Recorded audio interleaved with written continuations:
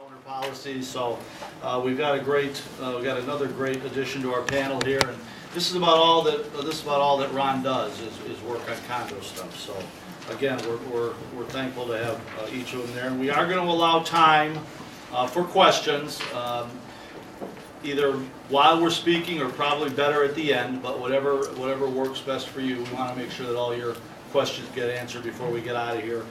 We do have a time constraint. We have to be out of here by 8:45, or the library will close us all in here, and we'll just have to have a reading group tonight until tomorrow morning. So again, thank you all for being here, and I'm going to go ahead and start. And so now you're on the board, huh? And that's why you're here. Let's talk a little bit about your governing documents first, and I'm sure that some of the things that I say are going to be repeated by John, give it more of a little legal twist, and Ron may say a couple things about insurance. But for those of you who know, your governing documents start with your articles of incorporation, which are the basic charter for your association. It spells out your name, your purpose, your status, and identifies who the registered agent is, lets the Secretary of State know who's running the show. The Illinois Condo Act, or the Common Interest Community Association Act, or the General Not-for-Profit Corporation Act, that can be any one of those three you might be under. It basically takes precedence over your declaration, your bylaws, your rules and regulations, which we're going to talk about, and it tells you how to, or gives you the authority to run your association. Your declaration is your governing document. It sets the guidelines for the operation and the maintenance of the property. It delineates your areas of responsibility as a board member. The bylaws, those set forth the procedures and the governance for the operation of your property. It defines your duties as board members and what you can do, and you should become familiar with these documents. You don't have to become an expert. That's why we've got people like John to help you through the legal side, but you should understand basically what the Illinois Condo Act has. Definitely should know what your declaration talks about and your bylaws. And most importantly, I think for the day-to-day operation, are your rules and regulations, which is really your do's and don'ts. It's what the unit owners can do, what they can't do. It's a tool which allows you, the board of directors, to enforce the restrictions within the deck and the bylaws. So those documents are really what give you the authority to be a board member and to be part of an association. So how do you effectively govern an association? That's a real good question, and hopefully we're going to answer that for you tonight. But you have a responsibility as a board member to preserve, to protect, maintain, and enhance your association. Most important thing to remember, and I'm going to say this several times probably as I'm talking tonight, is you're running a business here. This is not a social club, although it can be. But you as board members are really running a business. You're running a business that might be worth multi-million dollars, and even if it's not, it's important because you are running an enterprise. And the decisions that you make as board members have to really be in the best interest and with the best intentions for the whole association. Again, I'm going to mention a little bit later about the part that this really isn't, this isn't a one-person show. This is a board show. So when you act, when you speak, you speak as a group. Again, you don't have really any authority on your own, but you do or power on your own, but you do as a group. So some of the things you're responsible for as a board member are to provide for the operation, the care, the upkeep, maintenance, the replacement, and improvement of the common elements. Prepare and adopt and distribute an annual budget. That's obviously the main focus for your treasurer, or should be. It's also a main focus of the management company and what we do, giving you a draft copy of your budget so you have something to work from. Levy and expend assessments. Obviously, the declaration gives you that right. Provide for the management of the association. That's why you hire companies like us. To obtain adequate and appropriate insurance. Now, what's adequate and what's appropriate? Ron is going to tell you about that. Insurance is not a subject that everybody is familiar with, so we thought it would be very valuable tonight to hear exactly what you need to protect your association. You also need to adopt rules and regulations. Now, when I say that, I'm looking at this, now I've been a board member, I've been a unit owner, and now I'm obviously in the management side of this. But adopting rules and regulations are great, but if you're not going to enforce them, don't adopt them. Now, you know, if you're allowing pets, but you only allow a certain size pet, then that's what you have to enforce. If you've got rules that things shouldn't be stored out on your balcony, then you've got to enforce that. So if you don't have a procedure in place now, get one in place, start moving forward. We can't correct what you did 2 seconds ago, but we can correct what you're doing forward, again, to keep you on the right, to keep it on the right track. And the other important thing about rules and regulations is they have to be consistently applied across the association. That even means to board members. And because, you know, you are a unit owner first, then you are a board member. It's also your responsibility to keep detailed and accurate records of the receipts and expenditures affecting the operation of the property. Well, really, in our case, it's management's responsibility to put that together. Don and his group put that together, and we distribute it to you on a monthly basis.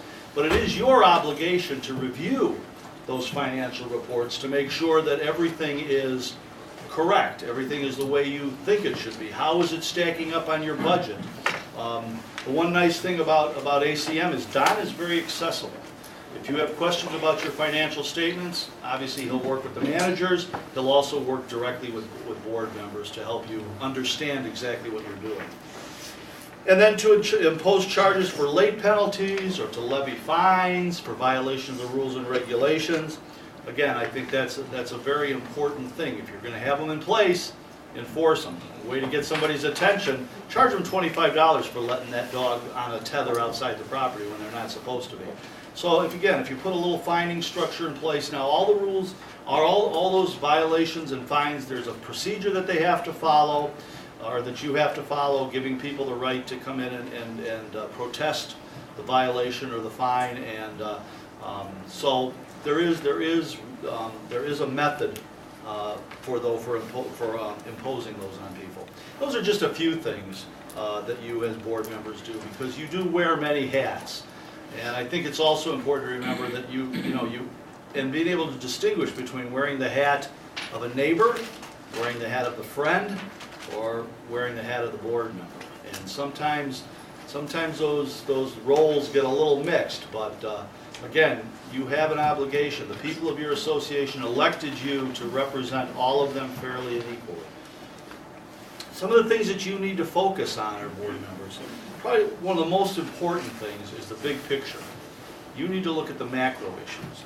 You need to set the course. You need to set the policies and the procedures, the strategic planning, which I'll talk about a little bit later, for your association. You know, day to day, well, that's really what you have the management company for. But you need to give us, you know, the way I run an association may not be the way you want to run your association. So one of the first things we need to do is we need to sit down and what's important to you? What's important to your homeowners? What's important to your community? But again, big picture, not so much micromanagement. Holding productive meetings. Again, meetings, I'm going to say this again a lot through tonight. Hold a meeting only when there's business to be done. You conduct board, you only have to have a certain amount of board meetings, depending on if you're a condo association or a general not-for-profit, a year. Okay, so, but those are business meetings for you. You know, make sure that you've got agendas and you follow those agendas, and I'll talk a little bit more about that. Protecting yourself from liability, that's why we have John. To make sure that everything you're doing is in accordance with your deck, your bylaws, and your rules and regulations. Using qualified and insured vendors and contractors. It's essential that these contractors have got insurance when they come onto your property, and that they are licensed, that they're professional, that they know what they're doing. Again, a good management company will have vetted all those people, will have people that are experienced, will not be putting rookies out onto your property, be putting people out there that have experience or that we have experience with, so that you know you are getting the best possible vendor you can. Making logical, consistent, and well thought out decisions. You know, one of the problems that I had, I was on my school board for 10 years, and what we would do is we would go through our agenda, and then about 12 o'clock at night, we'd start talking about all the important things. Well, who wants to talk about important things? We want to go home. I mean, I've been working all day. I want to go home and go to bed. So if you're gonna tackle big issues, tackle them early so that you can give them some thought. Also, be prepared for your board meetings so that you know the issues that are coming up, so that you can think about them ahead of time. One of the other things that I'm a real big fan of is you using volunteers besides yourselves. Committees are great. We'll talk a little bit about committees some more, but grooming your future replacements. I know you all want to keep your jobs. I know it's the high pay and it's the glory that you get, but somewhere down the line, you're probably going to want to give up that post. So the best way to do it is to groom some committee volunteers, and they can step up into your roles. And acknowledge them. Really, thank them for the job they do. And a unified front when presenting decisions. You can argue behind closed doors, and it's good to have. I mean, not everybody gets along all the time, and that's fine. You shouldn't. There should be various opinions on your board.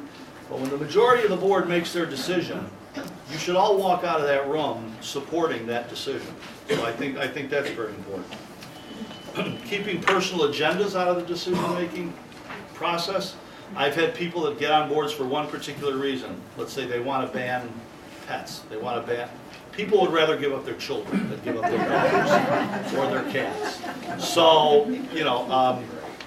if you're getting on the board to make sure that your association is going to ban pets, well, that's not really the whole reason why you should be on that board. I've had people that have come on the board and gone, okay, I got my thing done, I'm leaving. And they do. They resign and they move on, and we have to appoint somebody else. And that's not really good. That's not good for the consistency. That's not good for the whole board, actually. Be proactive in what you do. It's very important to work closely with your management company on where do you want to go. Where do you want your association to be? You want your association to be at the forefront of associations. It's a competitive market out there.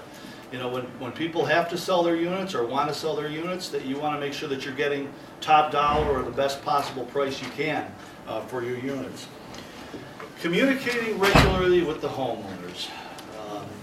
People are willing to support you. People are willing not to yell at you as much if they know what's going on.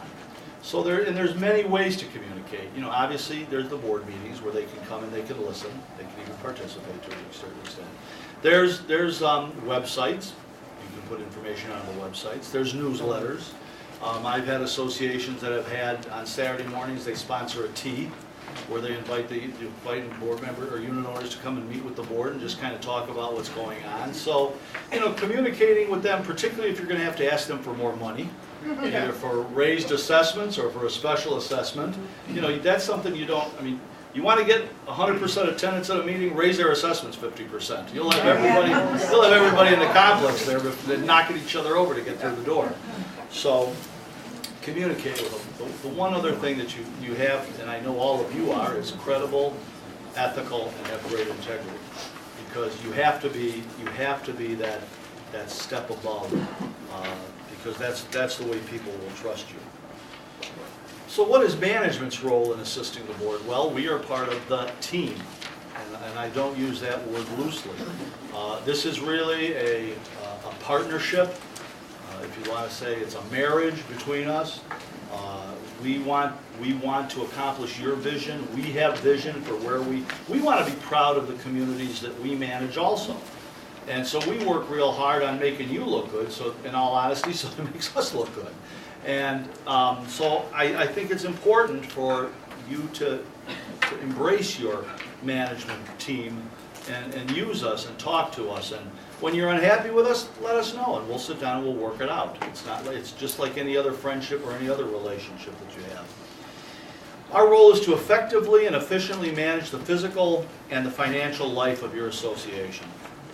Our goal is to help you enhance the overall value of your property, thereby enhancing the value of everyone's investment. They're not going to be unhappy with you if they see that you're doing good things for their property and that you're going to help them have a better life. We also maintain the unit owner files. We respond to all unit owner and resident requests and complaints and do our best to answer those or pass them on to the board for input. We make sure that the common and limited common elements are maintained to the industry acceptable standards, and that's also relates back to the qualified vendors that I mentioned earlier. It's our responsibility to conduct periodic, complete property inspections to make sure that vendors are doing what they're supposed to be doing, the unit owners are doing what they're supposed to be, not putting their garbage out 2 days before garbage day. You know, the vendors are cutting the grass the way your specifications have. So it's our responsibility to get out there and look at it. We cannot do good property inspections at all from our office, and we really can't do them from our car. Now, if it's 15 below zero and we're going to do a property inspection, we might stay in our car. But normally, we're going to get out and we're going to walk the properties, and that's what a good manager does. They don't walk just the front, they walk the back, they walk the sides, they walk all around the property. It's our responsibility to handle solicitation of proposals for you, to help you write RFPs if necessary, to negotiate contracts, and oversight of the services and the products then that you purchased. One of the things that Viviana does is she works on making sure that bids, when we go out for major projects, that they're all apples for apples, and when they're being presented to you, they're being presented to you in a format that you're going to understand, and you're not going to say, well, how come this guy includes oranges and this guy has given me grapefruits? So, you know, that it's a very important part of what we do. And those, again, it's just a few things. You know, your management company really is a jack of all trades, and there's some things that I'm really good at, there's some things that Don is better at, there's some things that Paul is better at, but when you get a good management company, it's how all of that comes together that's most efficient and most effective for you. We talked a little bit about, you know, the board members and why you're here and everything, but what really makes a good board member? You know, I mentioned a few things earlier, but you do the homework necessary, or should do the homework necessary to become informed before you walk into a board meeting. That's what a good board member does. They're not, and I've had this happen. A board member walks in, opens up their management packet, and everything that we talk about, they say, well, I can't vote on that, I didn't read it. So we have to delay it for another month because you didn't read it. Well, you know, my stepmother happens to be a board president, and she was running into that problem with a couple of her board members, and I said, look it, stop it. If you've got a majority of your board members that have read it and agree to what's the motion is, move forward. You know, and all of a sudden people get kind of embarrassed and they kind of jump on the bandwagon and say, hey, if I'm going to do a good job, I got to be prepared for these meetings. And it's a responsibility of your management company to get you that information in plenty of time to look it over, to read it, and to understand it. Again, I told you have to become familiar with the operating documents. Again, your declaration, your bylaws, your rules and regs. You don't need to become an authority. Again, you just need to become familiar with how they work and what goes on. You could, and I've had this happen in several associations, institute either a code of ethics or an oath that the board members take to promise that they're going to do the best possible job. Now, can it be legally enforced? Probably not. But it does make people take their jobs a little bit more seriously, and you know, it also gives you guys a little bit more integrity and says, hey, this is the way we're going to operate. And so again, your people that voted you into office are going to feel good about the fact that they've got professional people. The expectations of a good board member are, first of all, that you're going to attend all the meetings and you're going to come prepared to discuss the items on the agenda. We're going to talk about agendas a little bit further down. You're going to place the association's interests above your own. You're going to cooperate with other board members by acting in a courteous manner. You will not divulge sensitive or confidential information outside of the board meeting, because there are some areas that you really should not talk about. You will not act independently of the board. You will not directly intervene in homeowner disputes individually. As a board, that's a different story. You will at times, or you will at all times, obey the rules of the association yourself. You are not, just because you are a board member, you are not set above that. As a matter of fact, I've known many associations and many people that I've served with that have probably gone the opposite and have been tougher on themselves than they've been on some of the other owners. You're going to always make sound business judgment in your decision making. You're going to be sensitive, respectful, and cooperative in implementing the will of the board. That's when I said before that if you're, when you're meeting behind closed doors, you can talk about different opinions, but when you walk out of that board meeting, you're going to show a unified front. Let's talk about some of the individual roles that you have or that you are thinking of having. The president. You're the leader of the association. How many board presidents do we have in here? How many of you are board presidents? Oh, good. We've got a good group. And the rest of you are future board presidents, correct? President is the leader of the association. Your role is to provide leadership to the board in expediting the business of the association. You preside over all board meetings, and you should be well-versed in procedural law and familiar with the rules of the organization. You're responsible to set the agenda for the board meetings and make sure that agenda is followed. You chair the meeting effectively, controlling the discussion and driving the discussion towards a conclusion. Again, you don't want things to hang out there. You want your board meetings to be productive. You want your board meetings to have finality to the items that are on the agenda. You also have to remember that you are the community leaders. You are the people that the rest of the unit owners are looking up to, and you're the group of people that they're looking up to take care of them. And in most cases, take care of the largest investment that these people have, or these people may ever have. And you adjourn the meeting when business is over. The vice president, you're the co-pilot. When the president can't perform his functions, can't attend a meeting, can't do this, can't do that, you have to step into that role. So you have to be almost like the Siamese twin of the president. Again, you have to be ready to go to run a meeting and to make sure that business is conducted just like the president would be there. I mean, you never know. The president may go on vacation, so you'll have some time to prepare for a meeting, get ready. There may be other times when the president becomes ill at the last minute and you have to step in. It's not always a good idea to cancel a board meeting if there is, if there's only one person missing, because there's too much going on in associations on a day-to-day basis. The secretary, you're the official keeper of the association records.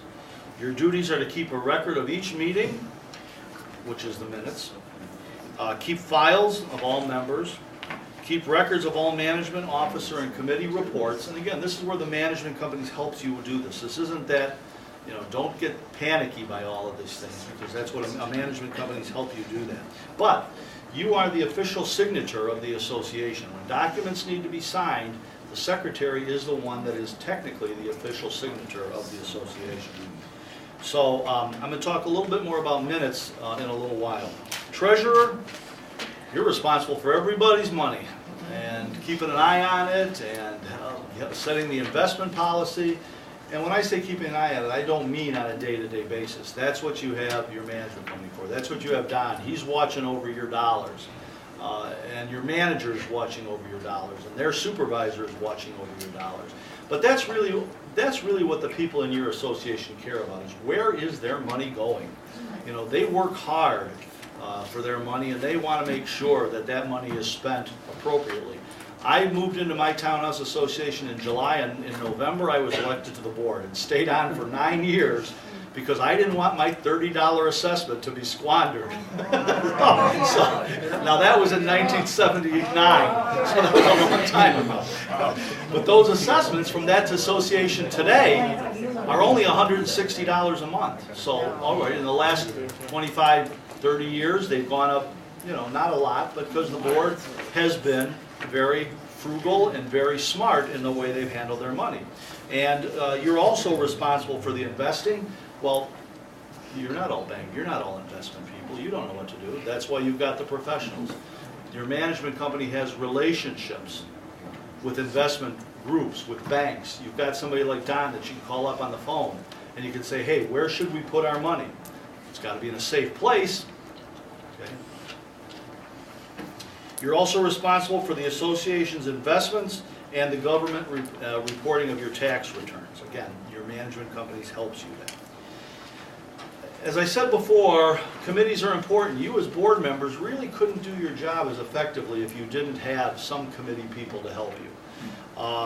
They're a great resource. They're an extra set of hands. They're an extra set of eyes. 5 people, running a big association, you haven't got a lot of time on your hands, so use those people. They're a great support group. You can also form committees to address specific issues that you have. Maybe you've got a seal coating project that's going to be coming up. All right, well, how do we get all the bids, and how do we do this, and what should we do, and what shouldn't we do? And, well, maybe form a committee, and those people can help gather the data and then bring it to the board for final approval. There are some standing committees that you should have, and you can decide, about charters or job descriptions. John or management or I can help you get those, but a finance committee is a great committee to have. The treasurer doesn't, you don't want to leave the treasurer out there sinking or swimming alone when it comes to particularly financial decisions during budget time. So a finance committee is good. Rules and regulations committee, not only do you help design those rules and regulations, but you make sure that they're being enforced properly. Buildings and grounds, okay, well, what do we want to do next year? Well, do we want to work on roofing? Do we want to work on asphalt? Okay, so the buildings and grounds committee can help you. A legal committee, it's always good to have a relationship with your attorney and work on some, on if there's any legal issues that are coming up, collection matters, any new laws that are changing. It's good to have a legal committee. Communications committee, we already talked about the importance of communicating with the unit owners. A social committee, that's the fun group. The group that plans the parties, the group that gets everybody together and makes it feel like a community.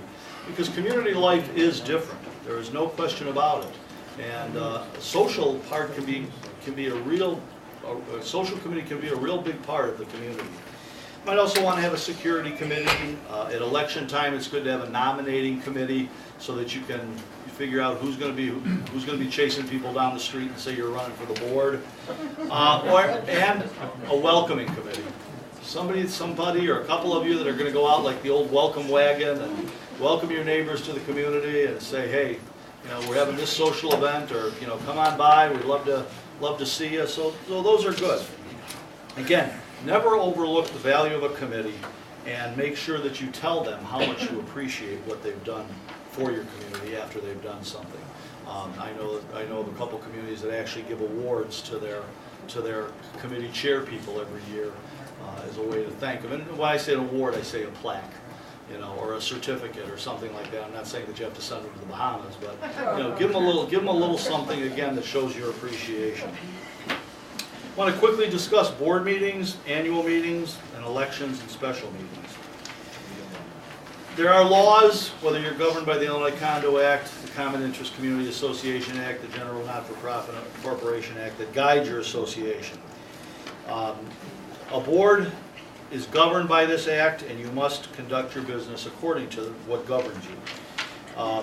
Therefore, if there is no board business to be conducted, why do you want to have a board meeting?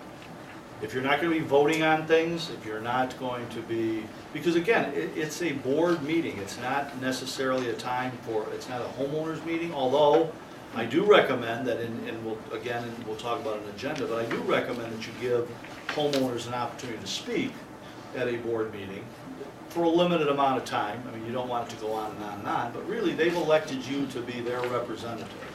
So you got to remember that you're really the ones that are doing the best they can to run the show.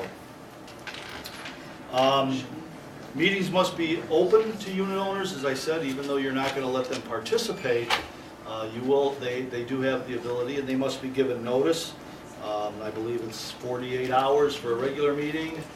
Special meetings, I think, are not less than 10, no more than 30 days. We talked about how productive the board meetings should be. If you're not prepared, you can't be productive. You can't make good decisions if you haven't read the action items that every board report should have in it. And those action items really should change from month to month. Things should be accomplished, and new things should be coming onto the agenda. And so it should be a continuing cycle. Now, some things will be on your agenda for a long time, because it might be, right now you're going to be talking about maybe landscaping. Well, you know, that might take you a couple months to work on, or seal coating, so it might be a couple months. The board can have closed sessions, and the 3 items that you can talk about in closed sessions, if you're not already aware, are legal issues, personnel matters, and homeowner issues. Again, the president controls and runs this meeting according to a prepared and planned agenda. The annual meeting provides a forum for unit owners to attend. That's when they really have the ability to talk about what's on their mind, to talk about how they think things are running. That's also the time that they elect you as board members, or not elect you as board members, which may ever be. Special meetings can be called by the board or called by the unit owners to discuss extraordinary things that might come up between regular board meetings, and again, even these notices must be given to all of the unit owners. How to conduct a board meeting most effectively? Schedule meetings that are most convenient to the majority of your board members. If you know that people can't meet on Thursday night, why would you have a board meeting on Thursday night if they can't all be there? You want as much input as possible. Start the meetings on time. If your meeting starts at 7 o'clock, you start your meeting at 7 o'clock. Everybody's time is valuable, and so if you start at 7 and set yourself a 2-hour limit, that's exactly what you should do. Have a prepared agenda, which we talked about, the president's responsibility, or he or she can delegate it to the secretary and the management company. Set a time limit for discussions on each item. Again, you don't want items to run on and on for an hour, a half hour, whatever it may be. If you've got an issue that's going to be a long-term discussion, have another meeting about it. Set up a workshop to discuss it, or postpone it to another board meeting. Again, don't meet for the sake of meetings, just meet because there are things that need to be done. And you should follow the same format month after month after month, so that the other officers know how the meeting is going to be run, and anybody that's in attendance knows how it's going to be run.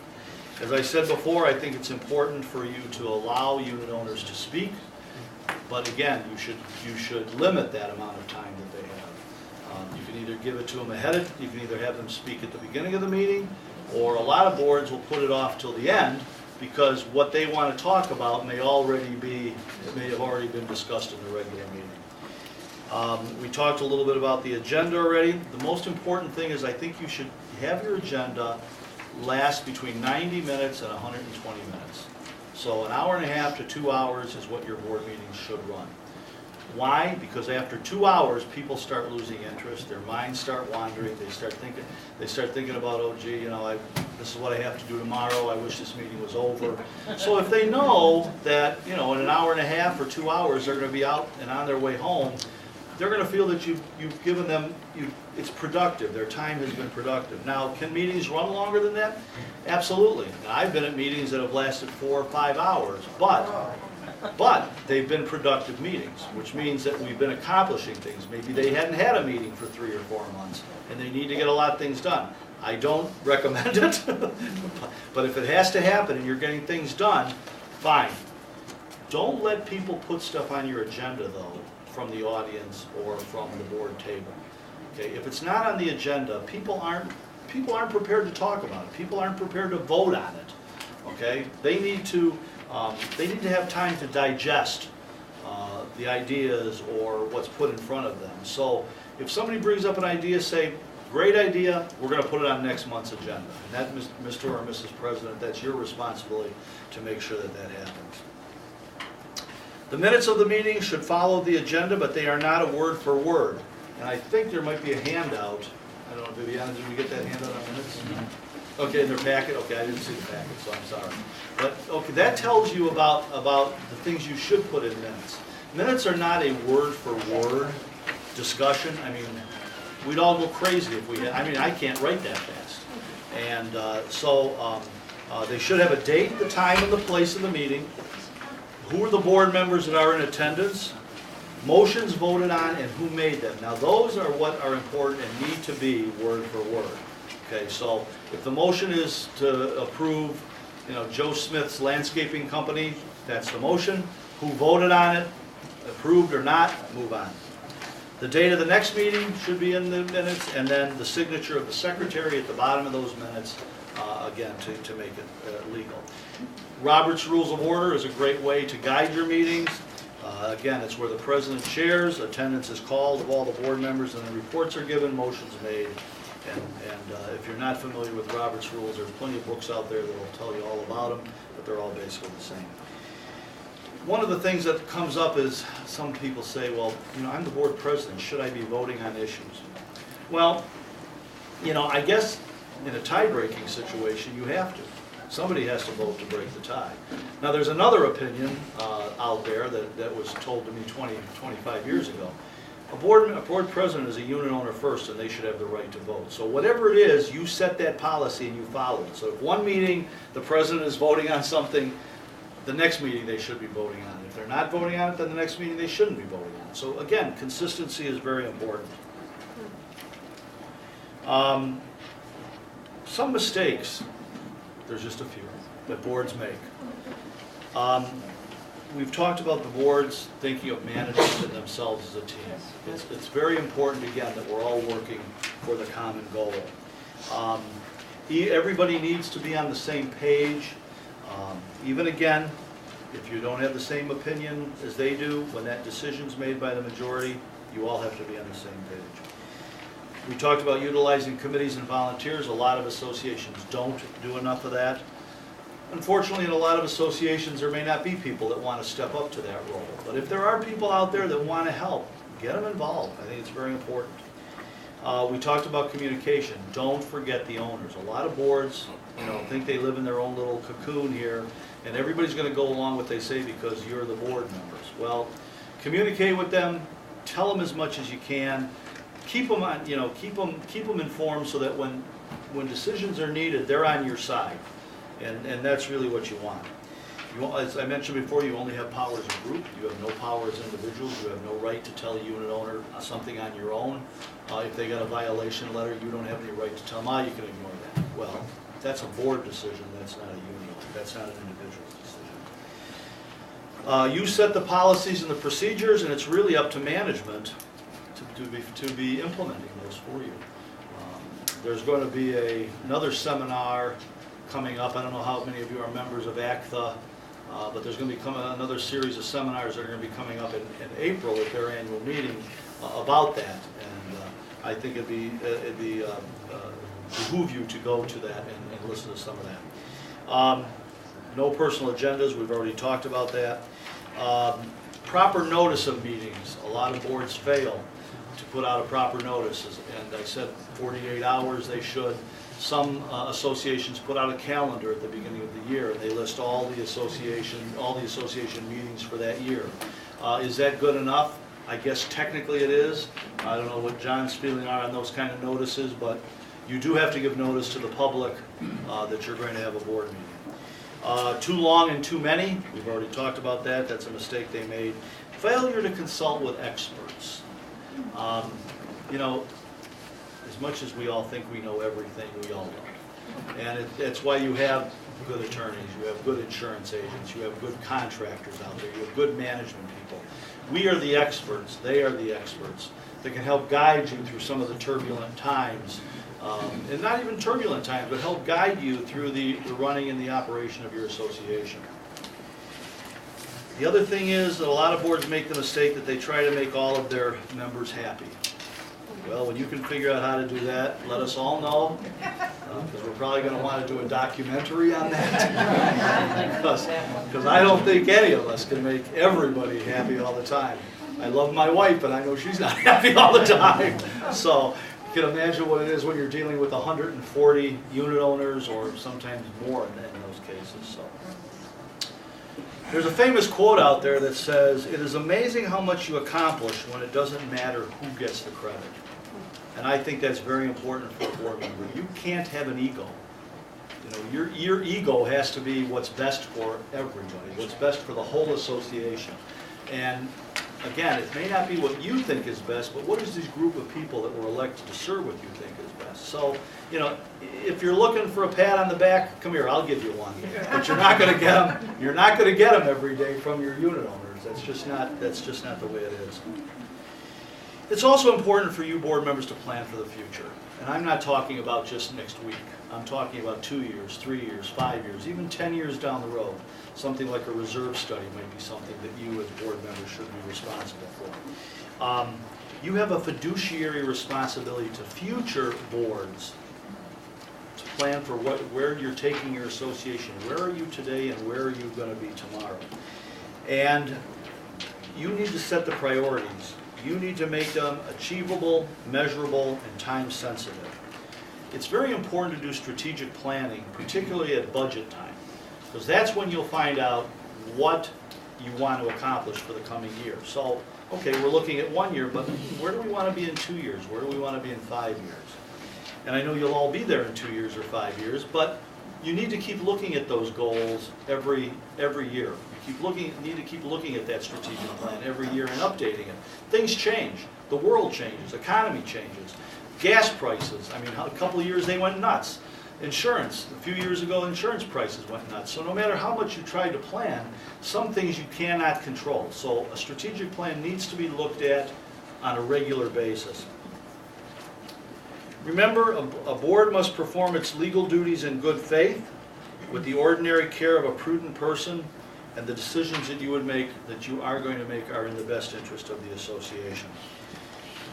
You can't know where you're going if you don't know where you've been. So you need to, and I can't remember if that was John Kennedy or whoever said that, but you need to also know some of the history of your association. What are some of the projects that have been tackled in the past? What are some of the old priorities? And maybe they're still effective, maybe they're not. My best advice that I can give you, and again, I've been in this business for 32 years, the one thing I'd like to see from board members is that you're passionate about what you're doing. That makes you a good board member, if you really believe in what you're doing. So, if there's any quick questions, I'll take a couple questions real quick. Yep. Quickly, publishing the agenda for meetings. Am I right in assuming that it's the property manager's responsibility to gather all the questions and establish the agenda? And if so, how much in advance should it be distributed to the board member? Everything should be distributed to you at least a week ahead of time. Gives you an opportunity to read through it. The agenda, the items that the property manager thinks should be on the agenda may not be the items that the board wants on the agenda. So I think it's got to be a cooperative effort, but it's definitely the responsibility of the president to have the agenda made. Okay, you also talked about a good property manager walks the property. Mm-hmm. How often? It really depends. I really can't give you, I mean, some properties need to be walked every week because there's a lot going on. Some properties only need to be walked quarterly. It really depends on what your association is like, how you want to enforce your rules and regulations, you know, how much do you want us to keep after the contractors. You know, in some cases, the board members do that. They chase the landscapers around the property and say, hey, you're missing this tree, hey, you're missing that blade of grass. But, you know, so I can't give you a real firm answer, but whatever, again, you set the goals for what you want your association to look like, then your management company should follow those goals. Yes? Is it reasonable to ask the property manager to give notice to the board members when he is going to be on the property, so if they want to join him on the walk? I don't think that's unreasonable. Absolutely not. So, yep. There's a number of different size organizations represented in this room, and you mentioned a number of board committees. How do you instill or get away from the apathetic attitude that's prevalent in so many communities today? I'm sure mine isn't the only one that suffers from this. Well, I wish I had a pat answer to that. I mean, I've got associations that can't even get board members to serve, more or less. And I think it's an overall. It's not just in the association. But I was talking to a bunch of friends of mine. Now, again, I've been around a while, but we've talked about, you know, why don't people volunteer anymore? Where are the people that go out and coach their children's baseball teams? Where are they don't want to do that. Their lives are more important than getting involved. The service isn't there anymore. That service mentality is not around anymore. So, yeah, one more question. Is there a certain procedure to set up a committee? Or Well, John, you want to answer about committees? Sure. It's quite frankly just a simple vote of the board. If the board wants to set up the entertainment committee, Someone makes a motion, it's seconded, majority rules, the entertainment committee is set up, and then the board will create some basic administrative rules to determine who you're going to pick to serve on this thing and what they're going to do. You gotta get your language right, though. In Illinois, a committee is different than the thing we're talking about here. A committee actually legally has the right to bind the association to contracts. What we're talking about here is really something called a commission, but the Condo Act doesn't treat it that way, you know. So just bear in mind that a committee that you folks are talking about, you don't want to give that committee the right to, for instance, enter into a contract on behalf of the association. Sure. You want them to do the work for you, propose recommendations that the board can either accept or reject at its option.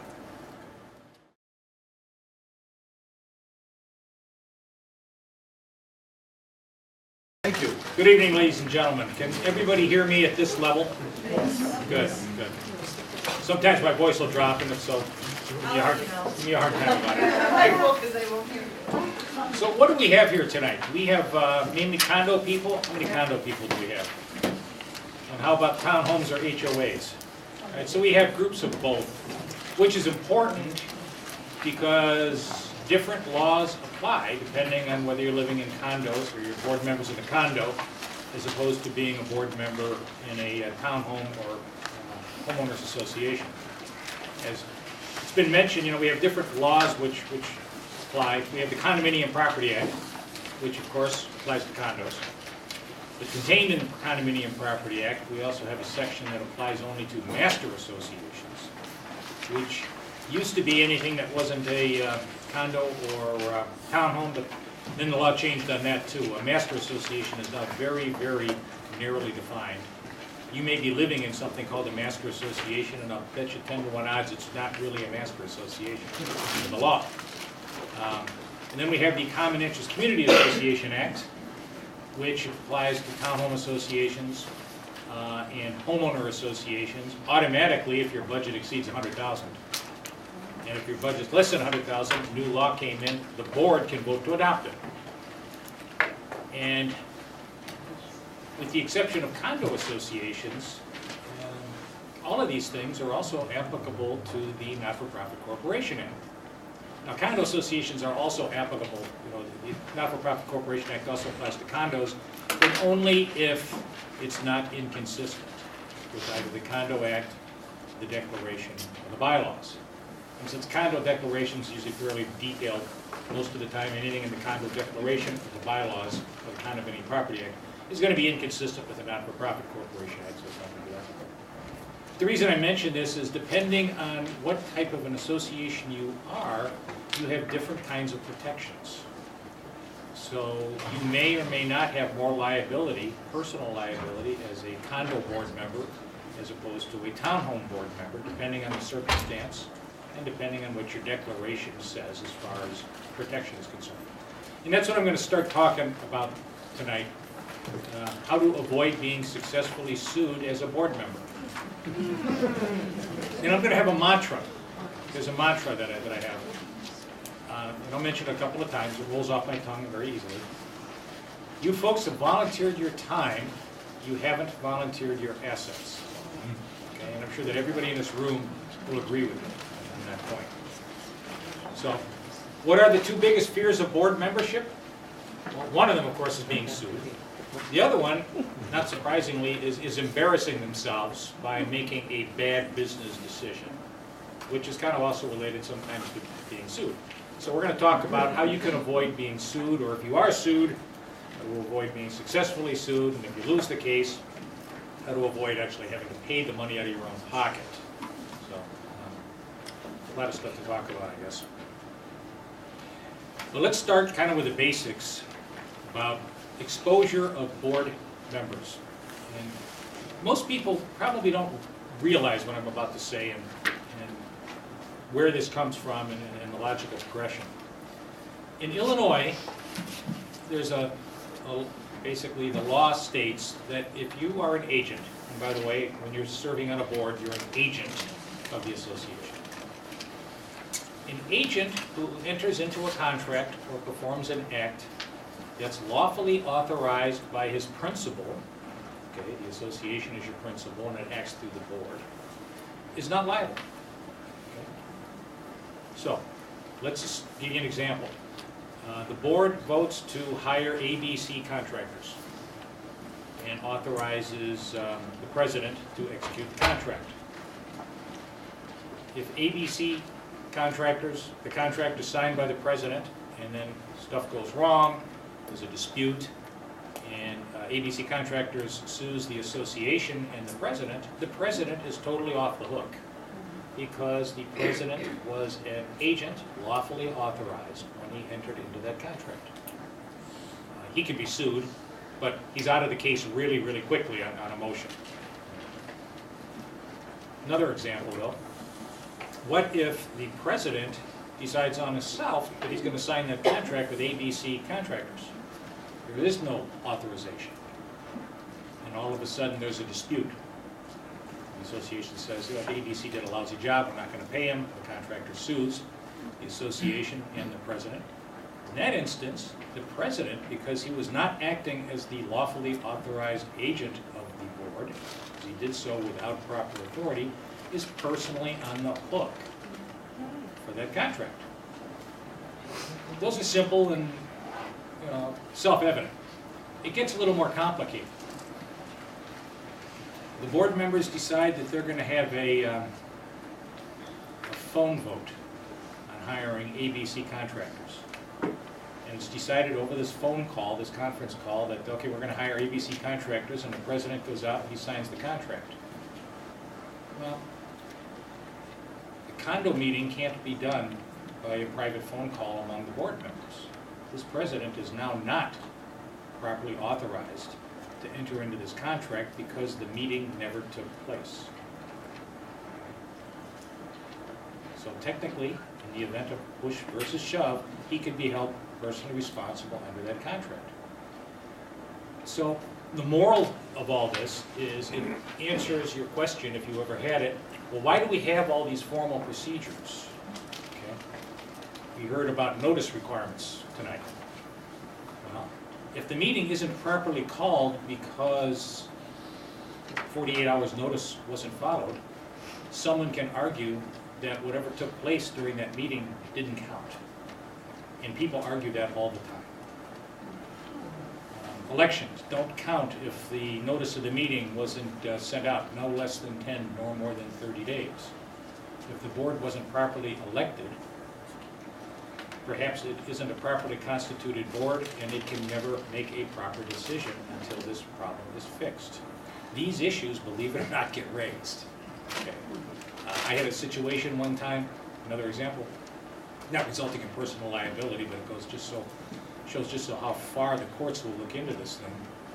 They had a rule at this association that says you can't feed the birds with a bird feeder, the raccoons or whatever. The lady was doing it anyway, and she wouldn't stop. So she was fined a daily fine for every day that she continued to violate this rule. Ultimately, when the fine got up to ridiculous levels, the case went to court to collect the fines. And the lady argued that, well, wait a minute, this rule wasn't passed properly.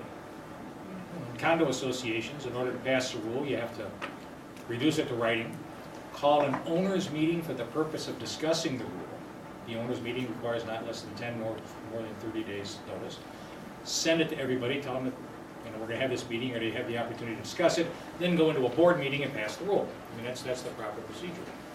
This management company basically sent out the rule in a newsletter, which the newsletter works, and said, we're going to be adopting these rules at the next meeting. And proper notice was there, not less than 10 or more than 30 days. But it didn't say, and it didn't call the meeting for the purpose of discussing it. It just told the unit owners that we're going to be passing this thing. The court seized on that and said, this rule wasn't passed properly. I'm not going to enforce this fine against this lady. Now, that was bad news. The real bad news could have been that someone grabbed onto this thing, because this rule was passed 10 or 15 years before. Well, what about all these fines that have been collected? You have to give them back because you guys never passed the rule properly. I mean, ultimately, the very next day, they started the process of passing the rules properly. But when it comes down to following the corporate formalities, that's why they are really there. I mean, they also serve a function, of course, of orderly conduct of the meeting, you know. But in reality, the real important reason why you have to follow these corporate formalities is to protect your financial assets. Because so long as you follow the corporate formalities, execute the contract, so to speak, you can't be held liable because you're now an agent lawfully authorized by his principal. If you deviate from that, you may. And like I said, whether or not you deviate from it is matters that sometimes are raised. Notice requirements is one. Obviously, the proper constituency of the board. That's another one. There's a provision in the Condominium Property Act, by the way, that says that a board may not enter into a contract with a board member or a member of the board member's immediate family, or a corporation which the board member owns 25% interest, unless notice of intent to do so is published to all the unit owners and they're given an opportunity to veto. Well, how many times has the association hired some board member to change the light bulbs and not followed that thing? I took over a board, I shouldn't say I took over, but I quarterbacked the takeover of a board once. And the president, for the last 10 years, have been getting paid $30,000 a year to pick up garbage around the complex. They live next to a Menards, and apparently Menards stuff is $30,000 a year. There was no vote to do this that was publicized to everybody. Nobody had the opportunity to file an objection. 10 years, $30,000 is $300,000 this guy had been making, and he was exposed to having to pay it back. Okay? Everybody knew that he just filed a petition in bankruptcy, so what they did is they sent him a 1099 for $300,000. They didn't get the money, but they got some revenge, I suspect. But that is one of the rules you have to follow, and if you don't do this thing, the pain in the butt unit owner, and every one of these associations has it, may very well raise this issue and push it. And now all of a sudden we have the guy who got the $300,000 potentially having to pay it back. But we also have the board members who authorized it, contrary to the Condominium Property Act. And by the way, when you act contrary to your governing documents, being the Declaration, bylaws, and even rules and regulations, and the Condominium Property Act, the law has interpreted that to mean you have now breached your fiduciary duty. Okay? And if you breach your fiduciary duty as a board member, you may be held personally responsible. So technically, any violation of the governing documents constitutes a breach of fiduciary duty. When I sue developers, I go after them like this all the time.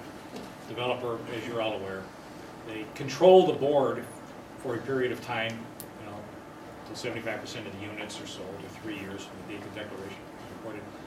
And they're typically just some insolvent turn-up LLC at the end of the day, because all the units are sold, you know, the money is distributed. So the only way you can really effectively go after the developers is to go after them in their capacity as board members, to go after them in the same capacity as you folks are sitting here today, board members.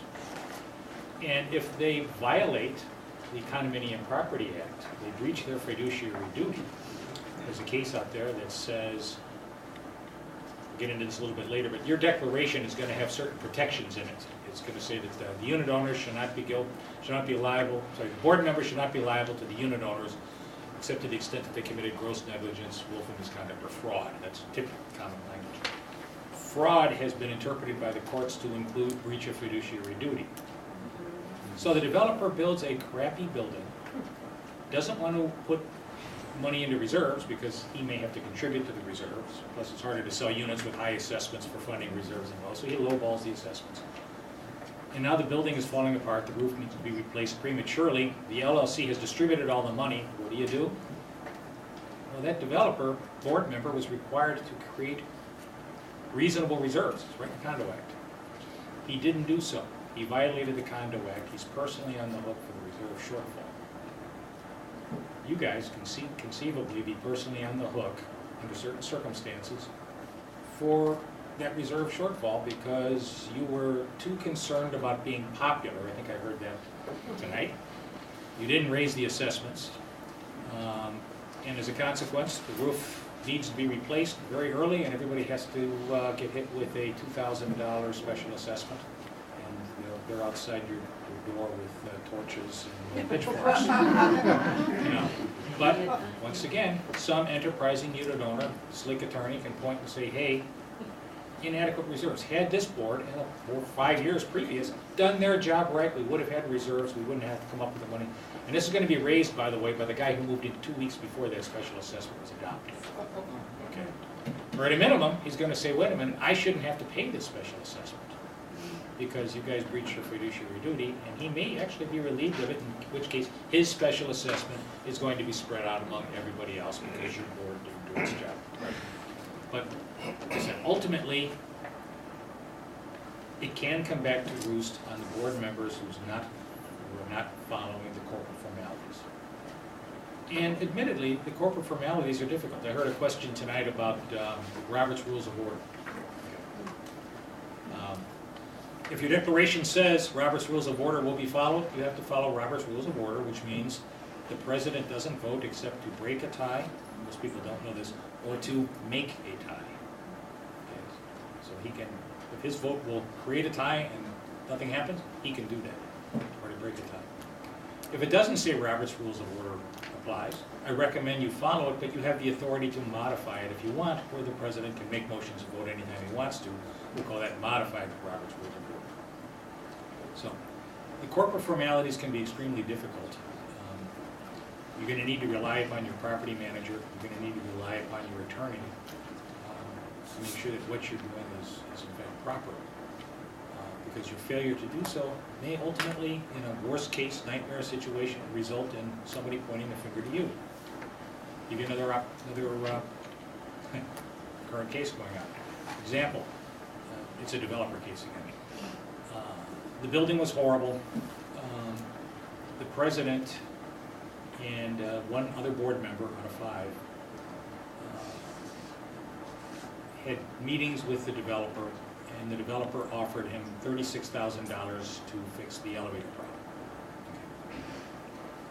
And the president signed a complete release for $36,000. We get involved, we get this transition study. It's really $1 million worth of problems in the brick and the roof and everything else. So we want to sue the developer for $1 million. We got a great cause of action against him. It's a company that's actually around. We didn't do the LLC thing. And he's holding up this release and says, no, you guys can't go after me. We have this release. The developer's getting sued.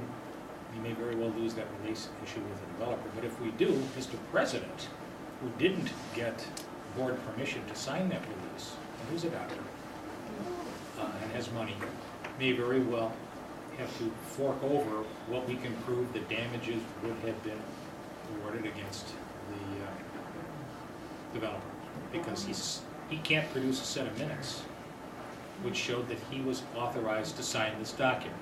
And ultimately, by the way, folks, that's the final document. It's the minutes. Whatever the minutes say is the official record of what took place. So, at a minimum, as Tom said, every act that you take in a meeting must be placed in the minutes. And the act, what I mean by act, is the vote, the motion, the vote, and whether it passed or not. You don't want a running narrative of what took place in the association, because then the pendulum swings the other way. Now there's too much information in there, which can be obtained by a subpoena and used against you. But if you can't point to the minutes that says, we agreed to hire the ABC contractor, and the president or whoever is authorized to execute that contract, whoever signs that contract is doing so at their own peril. Because, you know what, 99% of the time nothing will occur, everybody will be happy, the grass will get cut right, but occasionally there will be an argument. And if it's a big association with a big contract and a large amount of money, people are going to start looking into the background information and start looking for deep pockets. And even if your pockets aren't really, really deep, they're deep enough to get somebody's attention to name you, because it's the lawyer's job. Name anybody who can conceivably pay it. Now, I mentioned that in your declarations you're going to have an indemnification provision. You should probably become familiar with it. The condos, that's all there is. The indemnification provision in your declaration. If you're not a common interest community association because you don't have a $100,000 budget and haven't adopted it, Your indemnification provision then is going to be contained in the Not-for-Profit Corporation Act. Hopefully, you are a not-for-profit corporation. If you're one of these little associations, it's not a not-for-profit corporation, and if you don't have indemnification language in your declaration, you're naked. I mean, there may be no obligation for the association to stand behind you and hire a lawyer to defend you or pay your damages. So all of you who are not-for-profit corporations, I highly recommend you become one. For a lot of other reasons too. And for whatever it's worth, this book here, little one, it's on page 133, is your indemnification provisions under the Not-for-Profit Corporation Act. This book, by the way, has the Condominium Property Act. It has the Common Interest Community Association Act, that's for the townhomes and HOAs. It has the Not-for-Profit Corporation Act. It has Manager Licensing Act.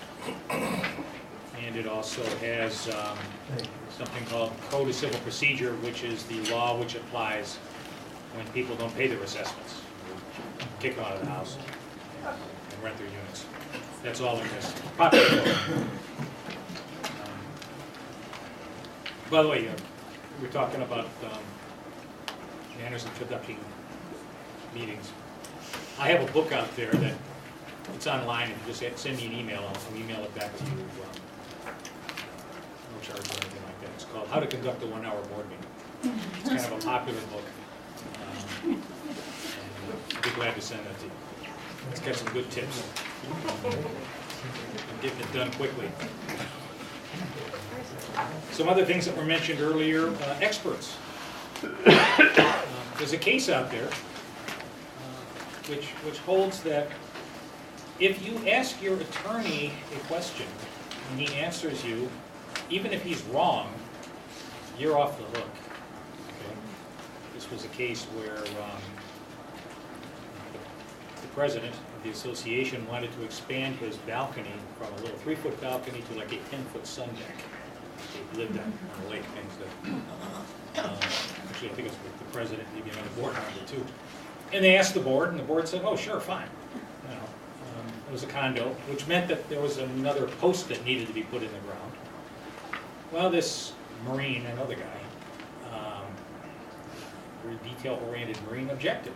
So, that post is sitting on that little square foot of land that's common element. I own a percentage of that thing, and you shouldn't be able to take that away from me. So he sued, went all the way up to the appellate court, and he won. Okay, so the association had to deal with this individual. But on count 2, where he sought to hold the board members personally liable because they violated the declaration by allowing, in effect, common elements to be converted into limited common elements, which is really what that amounts to. He lost on that because they had asked their attorney, is this okay? And the attorney said yes. So if you ask your attorney A, B, and C, and he says A, B, and C, and it turns out to be D, E, and F, and you follow it, you're okay from a liability standpoint. If you ask your contractor, your engineer, your architect, is this the way it should be done? You get some bum advice, you follow it, you're okay. Moral of the story, ask. Because the professionals will keep you from getting in trouble, even if their advice is wrong. Reserve study immediately comes to mind too, by the way, as far as setting aside the proper reserves. The trouble with reserve study is if you get it and you don't follow it, someone will criticize you there. Yes, sir? How do you document an answer? Well, today it's pretty much email.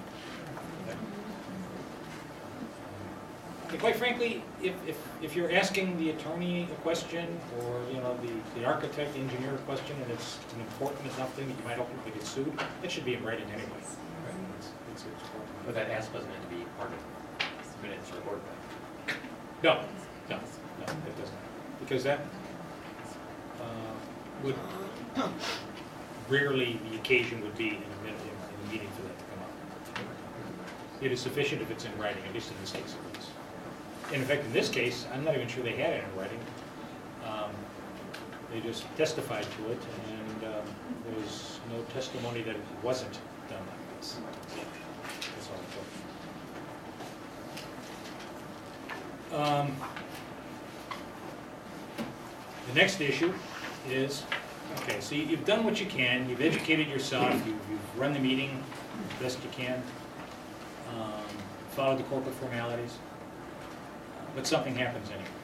Okay? What I'm saying, by the way, is more contractual liability. If somebody still slips and falls on the sidewalk, that's called tort liability, and you can still get sued personally. There's some other causes of action I'm going to go into in a second, which are very common, which can also result in personal exposure. In which case, what you have to do then is make sure that you have proper insurance coverage. Now, we have an insurance person here who's going to talk about insurance coverage, but I'm going to address one aspect of insurance coverage, which I think is important. It's called Directors and Officers Insurance Coverage. Directors and Officers Insurance Coverage is the insurance coverage that protects, guess that, directors and officers. It doesn't apply really for like personal injury or property damage, but if somebody sues you contending that you discriminated against them because they were disabled, or if somebody sues the association contending that that leasing restriction amendment that you guys passed, you didn't pass it right, so he really gets the lease. That's the kind of thing that directors and officers insurance coverage provides coverage for.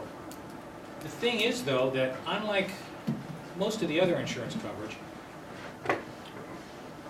you really, really get what you pay for with directors and officers, D&O coverage.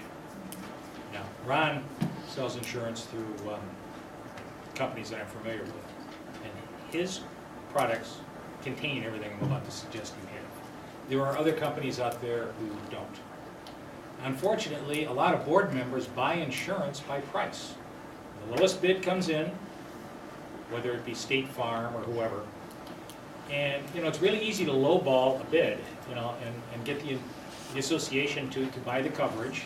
The agent makes a huge commission compared to how much he's going to make on the automobile insurance.